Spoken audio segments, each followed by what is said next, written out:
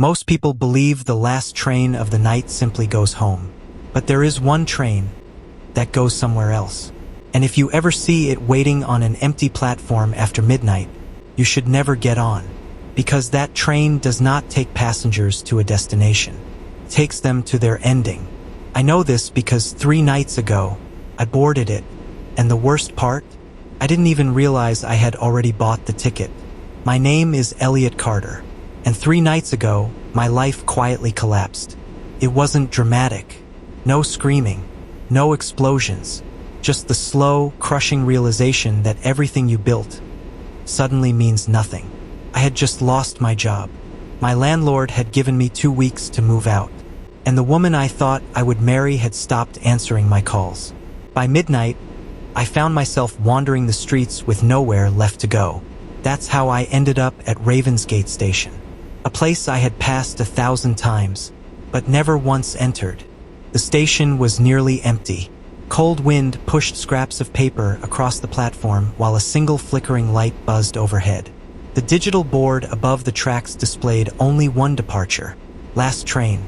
No destination listed. Just that. Normally that might have seemed strange. But at that moment I didn't care where it went. Anywhere felt better than standing still in my ruined life. Then I saw the train. It was already waiting on the far track. Long. Silent. Old. Not the sleek electric trains that normally pass through the city. This one looked like something from decades ago. Steel body. Heavy rivets. Dim yellow lights glowing through thick glass windows. It looked less like public transportation and more like something that had been forgotten by time. But the doors were open, and somehow that felt like an invitation. So I stepped inside. The door slid shut behind me with a heavy metallic thud. And almost immediately, the train began to move. I barely had time to sit before the platform disappeared into darkness. No announcement. No conductor greeting passengers. Just the low hum of the engine and the steady rhythm of the rails beneath us. Clack, clack, clack. There were other passengers inside. Maybe 15 or 20. They sat scattered throughout the carriage. All silent. All staring forward. No one talking. No phones. No music. Just people sitting quietly like statues. At first I assumed they were simply tired commuters. But something about the silence felt wrong. Too complete. Too deliberate. I chose a seat near the middle of the car. Across from me sat an older man wearing a long gray coat. He looked tired. Not the kind of tired you get from missing sleep. The kind that settles into your bones. The kind that makes a person look permanently exhausted by existence. He studied me for a moment. Then he spoke. "You're new." His voice was calm, but something about the way he said it made my stomach tighten. "Yeah," I said. "First time taking this train." He nodded slowly. "I thought so." "What do you mean?" I asked. The man leaned back inside. "Everyone remembers their first ride." I frowned. "What kind of train is this?" He gave a small, sad smile. "The kind you only take once." That answer didn't help. I tried to laugh it off. "Okay, so where does it go?" The man's smile faded. "That's the wrong question." I felt irritation creeping in. "Then what's the right one?" He looked directly into my eyes. "How much time do you have left?" I blinked. "What?" But before he could answer, the lights flickered, and a metallic click echoed down the carriage. Every passenger immediately went silent. Even the man across from me straightened in his seat. Then footsteps approached from the far end of the train. Slow, measured, heavy. Step, step, step. The conductor. He appeared in the doorway like a shadow stepping into light. Tall, thin, perfectly dressed in a black uniform that looked decades out of date. His skin was pale, almost colorless. But what disturbed me most were his eyes. They were not empty. They were attentive, watching everything, like a predator studying prey. He stopped beside the first row of seats. "Tickets," he said calmly. His voice was strangely hollow, as if it echoed inside the carriage. Passengers began handing him small rectangular slips of paper. No one spoke. No one hesitated. Just quiet obedience. Then he stopped in front of me. Ticket. I blinked. I don't have one. The conductor stared for several seconds. Then he slowly tilted his head. You boarded without understanding the cost. My chest tightened. What cost? He reached into his coat and pulled out a blank piece of paper. Then he handed it to me. This will fill itself, he said. When the time comes. I looked down. The paper was completely blank. No name, no number, nothing. When I looked up again, the conductor had already moved on. The man across from me leaned closer. You should keep that safe. Why? Because that's the only proof you exist on this train. Something about that sentence made the air feel colder. What exactly is this place? I asked, but before he could answer, the train suddenly lurched. Outside the windows, the darkness changed. At first I thought we had entered a tunnel, but tunnels eventually end. This darkness didn't. It stretched forever. No buildings, no lights, no stars, just endless black emptiness rushing past the windows. And then something moved inside that darkness. Something massive. Something watching the train pass through its world. Don't stare too long, the man whispered. Why? Because sometimes, he swallowed, they stare back. That was the moment I realized something was very wrong. This train wasn't traveling through the city. It wasn't even traveling through the world. It was going somewhere else entirely, and none of the passengers seemed surprised. Minutes passed, or maybe hours. Time started feeling strange inside the carriage. Eventually, the man across from me spoke again. Have you explored yet? Explored what? The rest of the train. I looked down the long corridor connecting the carriages. It stretched farther than it should have. Much farther. How big is this train? He shrugged. No one knows. A cold curiosity settled into my mind. If I was already stuck here, I might as well understand where I was. So I stood up. The man grabbed my arm instantly. Wait. What? Be careful. Of what? He hesitated. Some cars are meant for passengers. And the others? He released my arm. Those are meant for the conductor. But curiosity is stronger than fear when you still believe things make sense.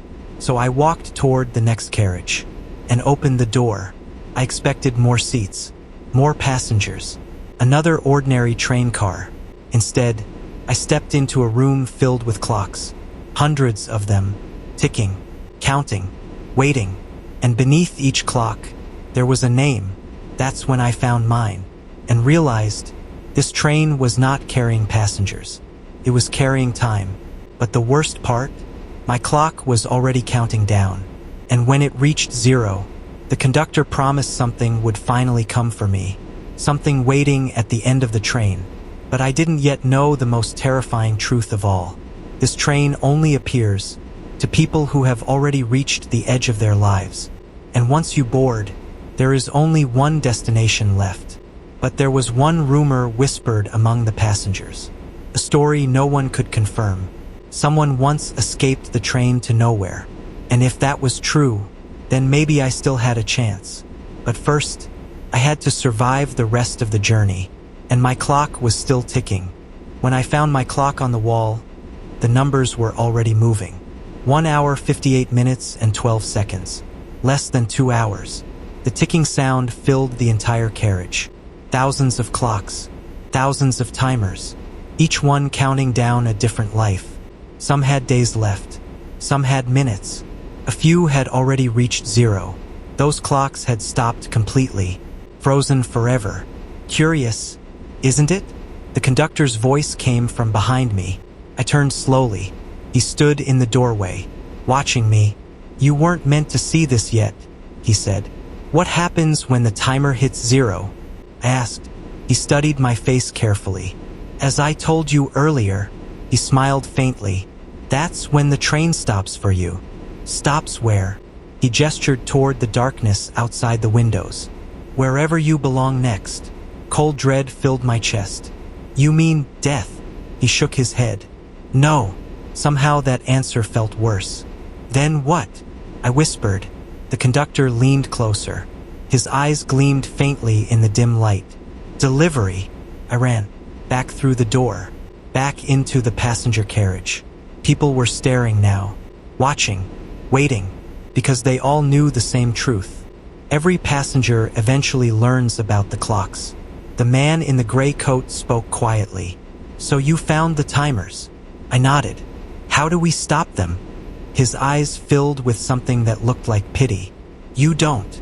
There has to be a way off this train." "There isn't. That's impossible." He sighed. "Everyone thinks that." My pulse pounded in my ears. "There was one person who escaped," I said. His eyes widened slightly. "So you heard that story too? Is it true?" He hesitated. "Maybe." "What did they do?" The man leaned closer. "They refused to wait." That was the moment something clicked in my mind. Every passenger on the train was doing the same thing. Waiting, watching their timers, accepting the ride. But what if that was exactly what the train wanted? "What if we don't wait?" I asked. The man stared at me. "You don't understand." "Then explain." He lowered his voice. "People who stop waiting attract attention." Right on cue, the lights flickered again. The conductor stepped into the aisle. Slowly, deliberately, and every passenger immediately looked away. Except me. Our eyes met, and for the first time, he looked interested. "You're thinking of leaving," he said calmly. "Yes." He smiled. "I hope you try." That answer froze the blood in my veins. "You want me to escape?" "No," he said softly. "I want to see how far you make it." Something enormous moved outside the train. The darkness shifted. Huge shapes glided beside the windows. Creatures larger than mountains, swimming through the endless void, watching the train pass through their domain. The conductor gestured toward them. "Those are the ones waiting at the final station." My stomach dropped. "So tell me," he continued, "do you still want to get off?" My timer continued ticking. 41 minutes and 2 seconds. Less than an hour. I turned and ran down the corridor, past carriage after carriage. Some filled with sleeping passengers. Some empty. Some containing things that should never exist inside a train. One carriage held nothing but doors. Hundreds of them, each leading somewhere different. Another was filled with mirrors, each reflection showing different versions of the passengers. Older, younger, dead. The deeper I ran into the train, the stranger it became. And then I reached the final carriage. There were no seats, no lights, just a single door at the end. And beyond it, darkness. I opened it, and found myself staring into the void outside the train. Wind howled through the doorway. The infinite darkness stretched forever. Behind me, the conductor spoke again. "You're almost out of time." I checked my watch. 3 minutes and 11 seconds. 3 minutes. "You said someone escaped," I shouted. He nodded. "Yes." "How?" The conductor smiled. "They realized something important." "What?" His voice dropped to a whisper. "They were never supposed to board the train in the first place." The realization hit me like lightning. This train only appears to people at the end of their lives. But 3 nights ago, I wasn't dying. I was just lost, broken, alone, but not finished. My timer hit 9 seconds. I looked at the endless darkness outside the train, then back at the conductor. "You're wrong." His smile faded. "I'm not finished yet." And before the clock hit 0, I jumped. The darkness swallowed everything. The train, the conductor, the endless ticking clocks. Silence, then light. I woke up on the floor of Ravensgate Station.